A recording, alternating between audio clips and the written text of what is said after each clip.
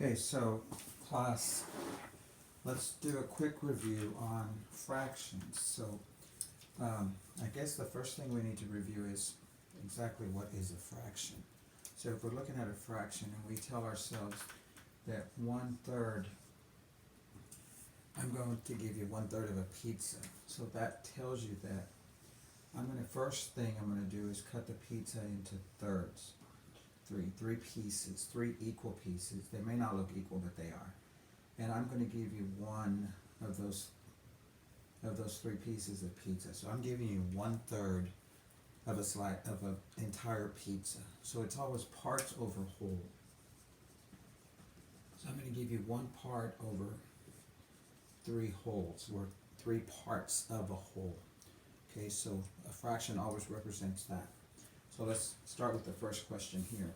It says Mr. Velez collected paper at the beginning of the school year. The model shows how much he collected each month. So on this first month, he collected 1/6 of the entire month was collecting paper. Second month, he collected 1/3. And then the third month, he collected half. So I gave you a visual here so you could see both ways. So if you look at this visual alone, the first month, without writing a fraction, you'll see an entire whole month.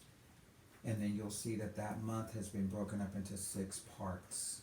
Okay? And then that means that one of the 6 parts, he collected paper. Which is, again, it goes back to your pizza. You have 3 parts of the pizza, of the whole. In this case, it would be a whole month. In this case, it would be a whole pizza. So, again, he collected 1/6, one out of the 6 parts of that month was paper. In this one, again, we're not looking at the fraction, we're looking at the part, which is the whole month in this case. And we know that that month is broken up into 3 parts. So he collected 1/3, one of those 3 parts. He collected paper. And then if we look at the third month, again, we're not looking at the fraction, we're looking at the model. And we're looking at the entire month was broken up into 2 parts, 2 equal parts. If you notice, these are all equal parts. That's very important when you're talking about a fraction. Okay, so again, that's 1/3. So, or excuse me, 1/2 of that month was collecting paper. So when we start writing it in fractions, we'll do the same thing. 1 out of the 6 parts went to paper. 1 out of the third parts went to paper, and then 1 out of the half parts went to paper. So now the question says is how much did Mr. Velez collect in the 3 months? So they want to know how much did he collect. So that means a total. So they want to know what was the total of all these 3. So there's 2 ways to do it. If you look at the visual, you know that this month is broken up into 6 parts, and this is 3 parts, and this is 2 parts. You could clearly come over here and go ahead and they're not quite aligned, but you can clearly come down 1, 2, 3, 4, 5, 6, and then you can do the same thing here. 1, 2, 3, 4, 5, 6. So if you break all of these into 6 parts, you still have equivalent fractions because you're still looking at a whole month, a whole month, a whole month. So this month was broken up into 6 parts, and this month previously was broken up into 3 parts, and this one's 2. But now if you want equivalent fractions, you want them all to be broken up identical, you simply break them up identical, following the first model, because it's an entire month, so they should break up evenly into 6 parts. So now it's very easy to add. You know, this is an easy way to add our fractions using a visual or model. So we know that we have 1/6 here, and then we have a 6 here and a 6 here, so that's 3 6, 4 5 6. So we know that we have 6 6, which we know that 6 over 6 always represents a whole, an entire whole part, entire whole. that means like me cutting up the pizza into 6 parts, and I give you 6 of them, I gave you the entire pizza. Okay, so that's using models. So now we're going to go into how we find it the way I taught you in class as well. As in the first, there's 3 rules when we're adding or subtracting fractions of any kind. Is we're asking first of all, we're going to look at the 2 denominators. Now we know that the numerator is the top number and the denominator is the bottom. So this one says add 1/6 plus 1/3 plus 1/2. We're adding all 3 together. So what we're going to do first is we're going to look at the denominators, the 6, the 3, and the 2, and we're going to ask ourselves, first question you ask is there a denominator there? And like I taught it in class, is there a denominator there that is calling out? It's saying, I control this kingdom. Remember what I told you in class? It's saying, I am the king. I control this whole problem. I'm in charge here. I am the one that everyone else must follow to enter my kingdom. So I control this problem. I am the king. I am the ruler. So in this case, you're looking at a 6, a 3, and a 2. And so you're asking yourself, does the 3 go into the 6? Yes, it does. And does the 2 go into 6? In other words, is it a factor? Is it a multiple of 6? Yes, it is, because 3 times 2 gives me 6. 2 times 3 gives me 6. So this is your king, per se. So he controls the entire problem. He will be the common denominator. So you move him down, and you don't do anything to the king. He's ready to rule this problem, and the other 2 must follow. So in this case, you have to get him to the new kingdom, which is the 6. The 6 is the denominator that's going to rule the entire. So all of them have to be 6. Just like we did here, we literally cut them into 6 to make them all equivalent. So again, what you do on the top, you do on the bottom exactly. So in this case, you're going to multiply by 2, and that's going to give you a 2. And then you're going to multiply by 2 here, and that's going to give you your 6 that you need for the common denominator. Okay? Then you're going to do the same thing to this one. Multiply by 3, and then multiply by 3 here to give you the 6 that you need. Okay? And then the only rule there is for adding and subtracting fractions is that you have to have a common denominator, so they all have to be equal parts on the bottom. So here you have whole parts over whole, but your whole has to be cut up identical. Okay, so here they are, 6, 6, 6. So there's your common denominator, and then you just simply add the top row. 3 plus 2 plus 1 is 6. And then you either simplify, make it a proper fraction before you turn it in. In this case, there's nothing to simplify. You simply tell yourself 6 over 6 is an entire whole. So that is very simple. So when you're doing subtraction, you do the same thing. So let's say that we weren't, well, the numbers will probably be a little different, but you're doing a subtraction here, you're doing the same thing. Okay, so in this case, you could very easily have said, let's subtract the 2nd month from the 3rd month. Okay, so you would have had, doing the model only without the fractions, is you would have had your 6 here and your 6 here. You know that you have 2 6s here and 3 6s here. So you would have subtracted. You would have taken these 2 away, and that would have left you 1/3. Or 1/6 of a piece. So that's the subtraction. When you're doing the subtraction here in this function in this way, is you would simply do you would do the same thing. You would find your common denominator, and then you would simply subtract instead of add. Okay, so it's the same scenario. It's just add or subtract. Again, make sure you follow the rules for add and subtract fractions. First, know what a fraction is. Parts over the entire part, the entire whole, which has been cut up into parts. Okay? Second, you have to have a common denominator before you can add. So these have to be equivalent. They have to be all the same denominator. And then the third rule is, do I have a common denominator that rules the kingdom? If I do, then that one stays and everything follows. Let's say this was not common, there was no common, then all of them have to join the new kingdom, and they all have to come up, you have to come up with a common denominator that fits every single fraction. And we'll cover that in another class. So, any questions here? So now I'm gonna go ahead and show the relationship here, but I'm gonna make sure that the video is still showing.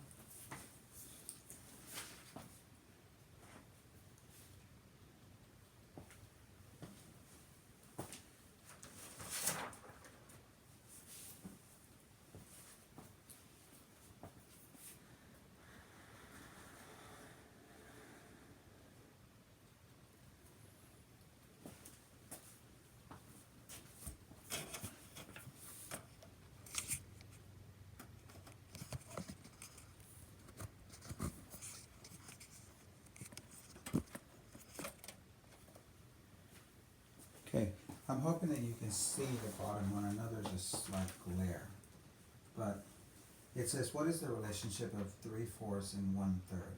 So what they're asking you here is, how are those related? So we know that 3/4, let's go back to the pizza. Okay, so here let's just say we have a long pizza, and we know that I'm giving you 3 out of the 4 pieces. Okay, so that common sense tells you that I'm giving you quite a bit. So Mr. Velez would be left with 1 slice. If I had a pizza and I cut them into 4 slices, that's the entire pizza there. And I gave you 3 of them, that would leave Mr. Velez with 1 piece. Okay, so you can clearly see that I gave you a lot of pizza out of my entire pizza that I was going to eat for dinner. Now, if we compare it with the 1/3 of a pizza, we take that entire pizza again and we cut it into 3 pieces. And I'm giving you 1 slice. Okay, so first of all, common sense tells you that first, the pizzas are going to be, the slices are going to be a little bit bigger, because here I cut them into 4s. In this pizza, I cut them into 1/3s. Okay, so the slices are going to be slightly bigger because I only cut 3 slices here instead of 4. So, but if you clearly see the visual, you'll see that still, even if I gave you 4, 4 is still a lot bigger than 1/3. So the relationship here between these two fractions will clearly say that 3/4 is bigger than the 1/3. And remember what I taught you about your symbol here, the equal sign, less than or greater than sign. Okay, we know that I taught you very simple. That point, where that angle point, where that meets right here, always points to your lowest of anything, your lowest number, lowest fraction. Okay, so I know what you learned in last year in 3rd grade is that if it's open, it's going to open the biggest number. Okay, the alligator always eats the most food, which would be the biggest animal or the biggest number. So the alligator opens his mouth to open always the biggest amount of food, in this case, the biggest fraction. I don't teach that. I taught you simply remember that that point, regardless where it's pointing, if it's pointing that way or this way, it always points to the smallest number or fraction. Okay? One more thing before we end the video. What is the mixed number of this improper fraction? Okay, so if you look at this, you're looking at, right now it's an improper fraction. So you're telling yourself that you have 5 pizza, you have a whole pizza, and it's cut up into 5 parts. Okay, that's 1 pizza with 5 slices. Okay, so obviously if I gave you 5 of the 5 slices of pizza, I would be giving you 1 entire pizza. But in this case, I didn't. I gave you 18 of those pieces of pizza. So I gave you a lot more than 5 over 5. I gave you a lot more than 5 pieces, because 5 over 5 is 1 whole pizza. So that automatically tells you that I gave you a lot more than 5 slices. I gave you 18 slices. So the way you do that is you tell yourself how many 5s are inside 18, which means five slices is one pizza, or one whatever, cake, pies, whatever you want to do. So we know that 5 goes into 18 3 times. So that's going to give you 5, one pizza, 5, that's 10, two pizzas, and then another 5 is 15. Now we're up to 15 slices of pizza, which is representative of 3 whole pizzas right there.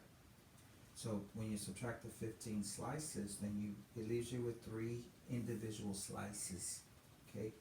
So 3 of the 5 slices still remain. So I gave you 3 entire whole pizzas with 3 remaining pieces. So your answer is going to be 3 whole pizzas, which is 5 over 5, 3 of those, and then with 3 little slices left over. So the way you write it is 3 whole pizzas with the 3 little bitty slices of the 5 sliced pizza. Okay? Alright, so what I'm going to do next is I'm going to give you a problem and I'm going to ask you to solve it at home. And then you're going to have to send it to me via email. So if you send it to me by text, by phone, or by Schoology, however which way you send it to me, I need to see it. But I need you to write your name. So you're going to write your name, and then I need you to write your period. Okay? So I need you to write what period you're in. So if you're in my second period, I need you to write second period on there. And then you always write the date. So you will write somewhere on your text. Okay? So right now what I want you to do is I'm going to just give you a plain algorithm, which is just a plain problem. And I need you to add 1/8 plus 1/4 plus 2 16th. Okay? So I need you to add, this is problem 1. I need you to add these 3 fractions. Okay? So first, remember the 3 rules. Okay? First of all, it's not even a rule, it's just a norm. You have to find the common denominator. Okay? So that's what you gotta do. That's the function you have to do before you can even start adding. So you have to ask yourself, that's why I told you there's 3 little rules. We can say A, B, and C. Okay? A would be, do I have a king? Okay? And then the second one is, can I multiply? And then the next one is common multiple. Okay? So right now, these are the 3 things you ask yourself when you're looking at the denominators. Because you've already, in your brain, you already triggered that you have to have a common denominator to add or subtract fractions. Okay? Very simple. So right now you ask yourself, usually when you're trying to find the king, you go for the big one. Okay? So you have an 8, a 4, and a 16 as your common denominators. Okay? So you ask yourself, do I have a king? Do I have a denominator here that can rule my country, can rule this problem? Okay, so you always go to the big one. So you're going to ask the 16. So you're going to ask yourself, the 16 is my biggest, so that has a potential of being the king, the ruler of this problem. So then you go to your other 2 denominators and you ask yourself, can 8 go into 16? Yes or no? 4, can 4 go into 16? In other words, is 4 a multiple, or is 4 a factor of 16? Can 4 multiply by something to give me 16? Yes or no? 8. Can 8 multiply by something to give me 16? Yes or no? Okay, if you said yes to both of those, then 16 is your king. He's going to rule.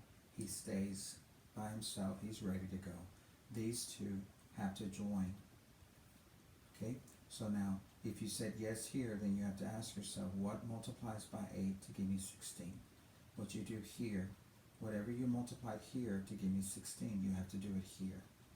Okay, so then now this becomes the 16, and then this becomes a new one. Now they're still equivalent to each other. They're still the same. They're just now equivalent to the common denominator. Same thing here. You ask yourself, if 4 times what gives me 16, whatever that number is, then you ask yourself here would be the exact same amount. So I'm going to do it in blue. So you're gonna basically do this little thing right there. Okay, I'm not going to solve it for you. You are. So you're going to ask yourself, 8 times what gives me 16? Whatever you put here, you put here. 1 times that same number goes here, and now you have a new numerator, and that becomes 16. Same thing here. 4 times what gives me 16. Whatever you put here goes here. So now you have a new numerator, and this one becomes 16. So now you have a 16, a 16, and a 16. And then whatever you have here, your new numerator, and then the 2 that does not change. Add them together, gives you this. And then whatever you have here, you have to ask yourself, is it in simplified form?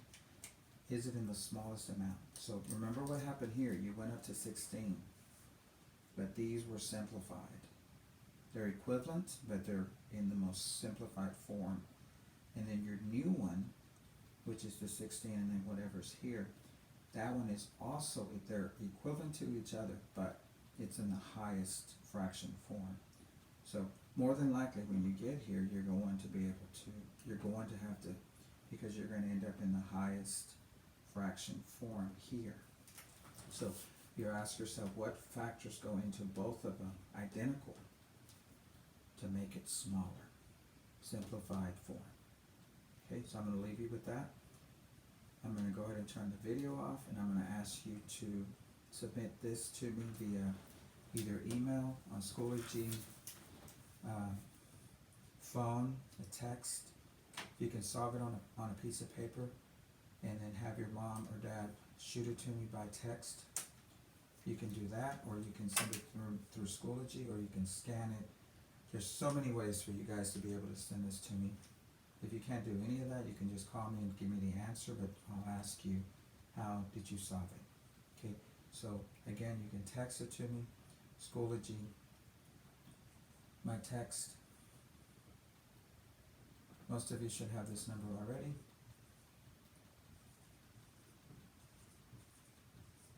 Okay, or again, Schoology, text, email.